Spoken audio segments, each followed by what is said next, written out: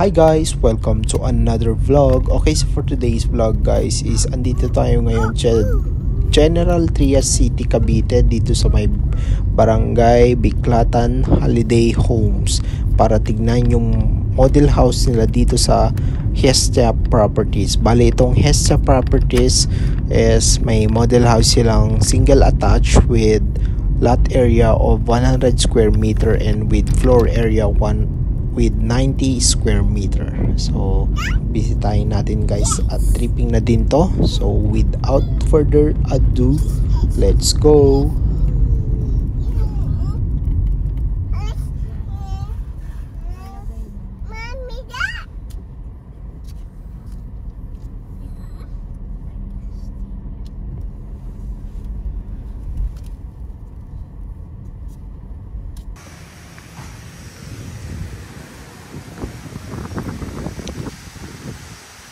Namin since yung mga client po namin ongoing pa lang yung down payment.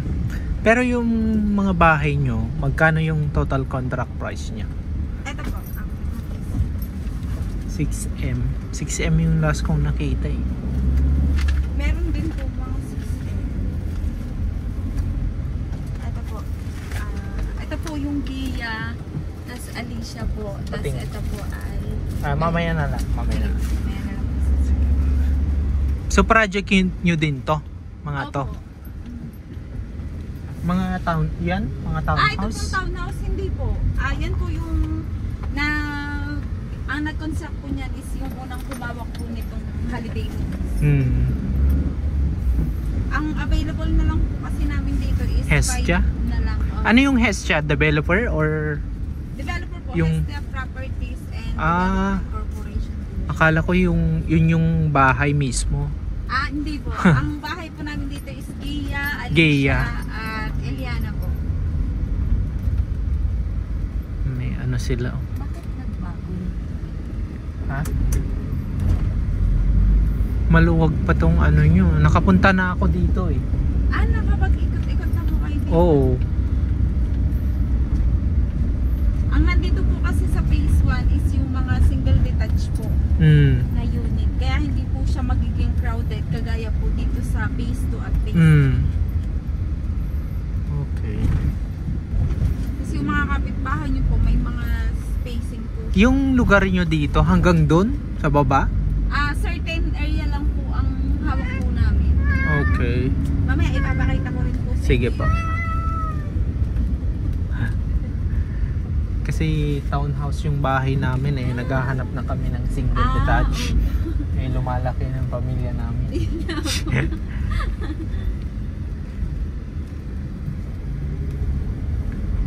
Ayan oh, ang ganda.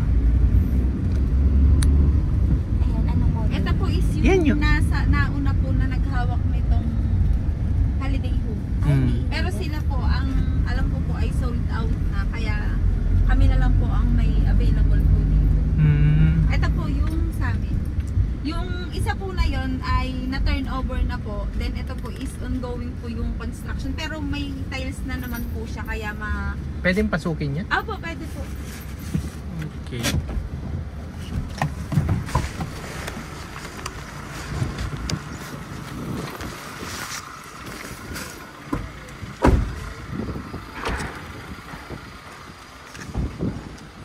Ayan na po siya. Sige, i-video ko lang tapos babalik-balikan.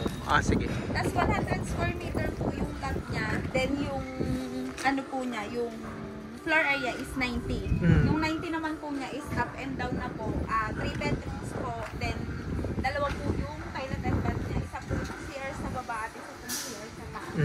Tapos may garahe po siya. Ito po kasi ang gagawin niya mainit. Oo nga. Ay, dito na lang po sa gilid. Bagong tiles po ito, kuya? Bagong tiles? Dito na lang po sa gilid po. Ito po kasi ay may gagawin siyang swimming pool. Kaya hindi po siya parang 8 holes lang po yung ilalim. Pero kapag natapos, ganun yung itsura or? Opo, ganun po. Yan po yung standard. Ito po kasi is upgraded po ni client. Okay. Bali yung kitchen po niya is naging dalawa po yung pinaka-countertop. Dapat po kasi talaga doon ay pa-L-type lang po yung Dito yung niya, kitchen, pag ganito lang. sala. Magkahiwalay po yung living area niya sa dining area. Tapos may CR po siya dito sa baba and isang CR din po sa taas. Ilang Tapos is... naka-cone ceiling na din po tayo. May mga pin light na din po siya pag tinurn over. Yan, ang wala lang po is itong mga center light po. Kasi mostly po ay chandelier po or yung malaking ilog po yung nilalagay. Pero may mga pin lights na po siya pagka tinurn over. Kagaya po nito. Ayan, may mga pin lights po siya. Tapos yung countertop po natin dito sa kitchen ay granite countertop po siya. Then may built-in cabinet po sa taas and sa baba. Upgraded lang po yung tiles niya. Kaya buong, simula dito po sa lanay dito, papunta po dito is naka-tiles. Okay. Naka-upgrade lang. Hindi pwedeng pasukin sa taas. Pwede naman. Pwede, kuya, pwede po. Baka maano kami dyan. Ay, kahit kayo na lang po. Teka lang, mainit eh. Mainit na po. Saan kayo? Dito, dito! Dahan-dahan na lang din po.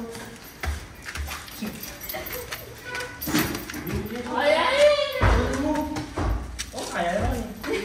Pinasiksik mo. Ayan po yung mga bedrooms po niya. Bali, 3 bedrooms po siya. May bedroom po siya dito. Patingin. Dito. Ang dyan po is kasya po yung double bed. Okay. Tapos dito po talagang single bed lang po yung kasya sa kanya. Maliit Maliit lang lang. po kasi siya. Okay. Tapos pwede po kayo magpalagay ng provision for aircon. Pwede rin naman po na hindi po kung split type yung ilalagay niyo po. Yan, full tiles po siya hanggang sa may ceiling. Then, meron na po siyang rain shower, telephone shower, bowl po, at saka lavabo. Ito yung master niya. Ito po yung master. May balcony ba? Tapos maka-assist po yung ceiling po natin dito sa master. Ito po. Pwede niyo po siyang i-extend yung balcony hanggang dito sa may Pero bakod po. yung itong developer, hindi sila maigpit sa pag-renovate. Paano po pag na-turn over po sa inyo? Oo. Ay, hindi po. Ay, Ang sa amin po ay during architect meeting, kung halimbawa naman po may mga ipapabago kayo, pwede nyo naman po siyang ipabago during architect meeting after ng full down payment. Pero kung gusto nyo po talaga na after turnover na po yung ano niya, yung pagbabago nyo po, pwede rin naman po siya. Ang gagawin nyo lang naman po, magsasubmit po kayo sa amin ng plan. Okay. Para at least ay maano po namin kung pwede po or hindi. Kasi may 1-year warranty po tayo. Pag halimbawang sobrang ano po yung structural nyo, mabuboy po yung warranty dun sa part po na yun na papagalaw mo. Ganyan yung tsura niya. Yan po is attached po siya. Attach. Opo, ito po kasi sa amin is detached po. Pero yung mga bakanting loaded, naka-reserve na ba mga yan? Ito na lang po yung available. Bali, nandito po. So lahat ng mga yan, tatayuan ng ganito? Opo, opo. Yung red na lang yung available? Yung blue po, ang available. Ilan na lang? Ay, nandito po tayo. Ang 4 available na na lang po is ito, 4. Tapos may 2 po dito. Ito po kasi medyo mababa. Ano mga yan? Yung mga white? Ito pong white is yung mga yan po. Yung nasa okay. nila. Then yung iba naman po is katulad po nito. Ayan po is yung unang model house po na tinayo dito. Kaso hindi po siya nag-click. Kaya nakipag-usap po sila sa other developer. Okay. Tapos yung iba po dyan is yan. May mga kapitbahay na rin po kayo if ever po na Pero ito po yung mapipili. yung fence niya, hindi pwedeng pataasan? 1 meter po yung standard po namin. Pwede nyo po siyang pataasan hanggang 2 meters. Yun po yung standard po sa restriction. Kasi ang susundin po natin bago po tayo mag-construct, yung restriction po muna. Pero pag na-turn over na naman po sa inyo, pwede nyo na po siyang pataasan kung hanggang saan po yung gusto nyo po. Okay. Ganang Construction ban, magkano? Dito? Dito po yung construction ban, sakop na po siya ng TCB sa amin. Pero kung mag-aano po kayo, halimbawa, pag na-turnover po sa inyo ang unit, then magpapagawa po kayo, ang construction bond po nila is 5,000 lang. Opo, then 5,000 lang? ma-refund din po yun pagka... Full?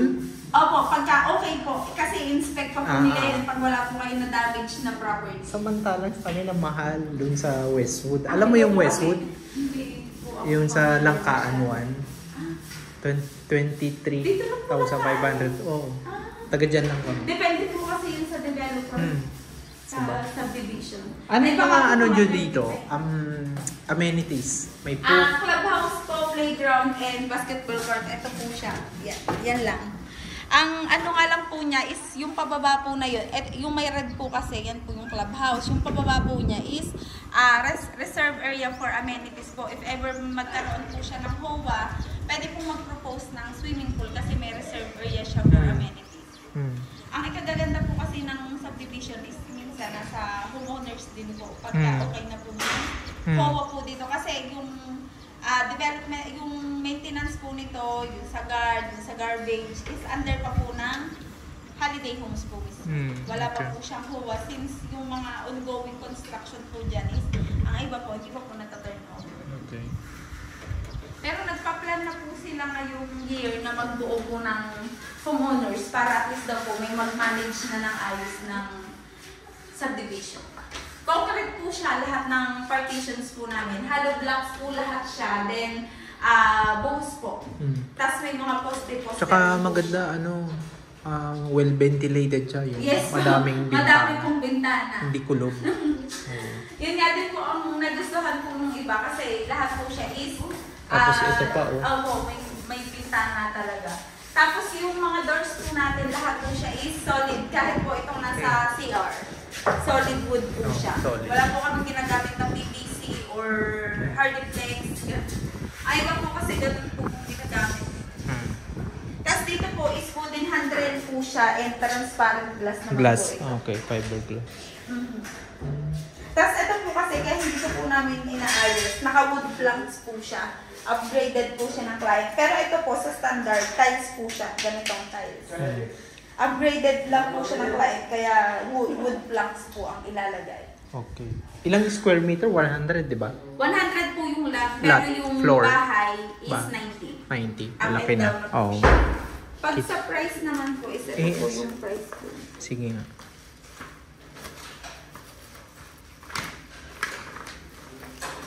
Ito.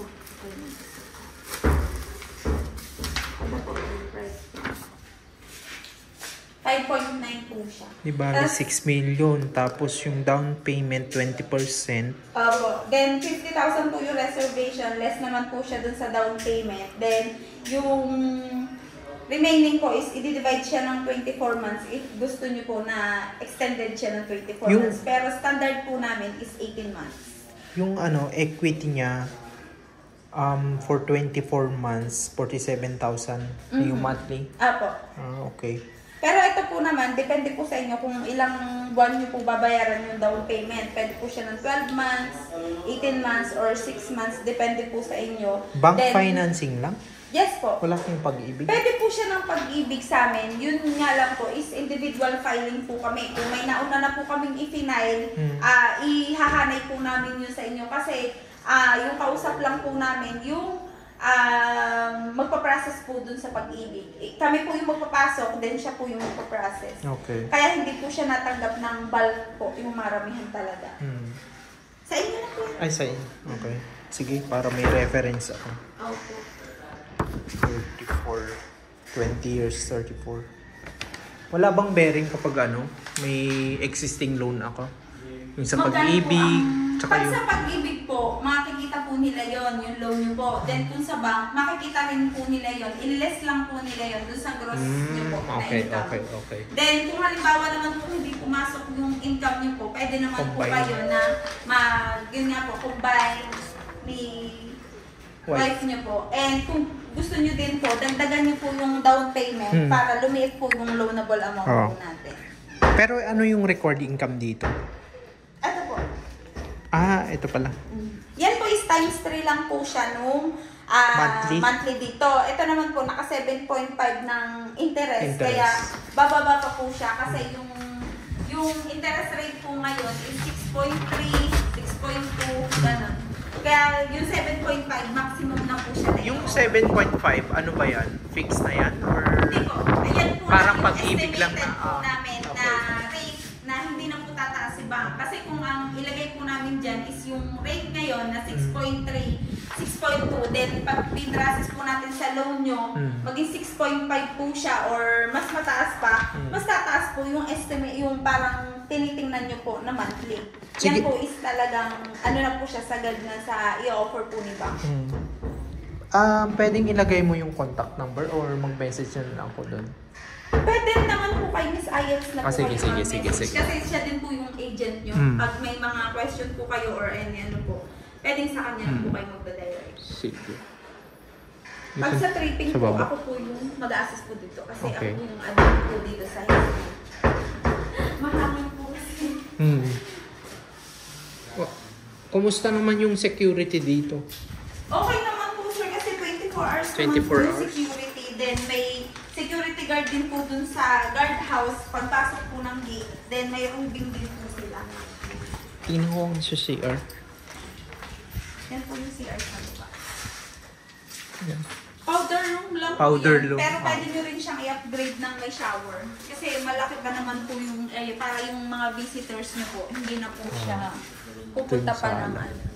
Tapos naka-cove ceiling na din po tayo kung maglalagay po kayo ng cove light dyan. Maganda rin po siya. Okay. Yan po is standard na po. Kasama na po talaga siya sa turnout. Ganda. Mahangin po Mahangin dito. dito. Parang Malapit na po kasi siya sa Tagaytay. Tagaytay. Diretso po dito. Correct. Kung familiar po kayo, Amadeo Road po yan. Oh, nakadaan na kami. Yan, diretso na po siya ng Tagaytay. Kaya mahangin po siya. Kahit po pag summer, mainit po pero may hangin pa rin po siya. Okay. Luwag pa dito. Opo. Kaso 1.5 po kasi yung setback po natin. Yan po yung hindi po natin pwedeng mabawasan. Opo, if ever na magko-construct pa lang tayo. Pero kung halimbawa po na turnover na po sa inyo, pwede nyo na po siyang galawin. Okay. Hindi lang po namin pwede po siyang ipa-adjust. Lampas po ng restriction kasi hindi po tayo ma-approve ng building permit. Sige, Ito naman po yung province wide. yung tubig. General Trias Water Corporation po. Dipel? Opo. Corporation po siya ang may hawak. Pero malakas din naman po. Kasi kami po nag-rent dito sa may labas. Ganun din po yun sa akin. Mas meron po. Ganda.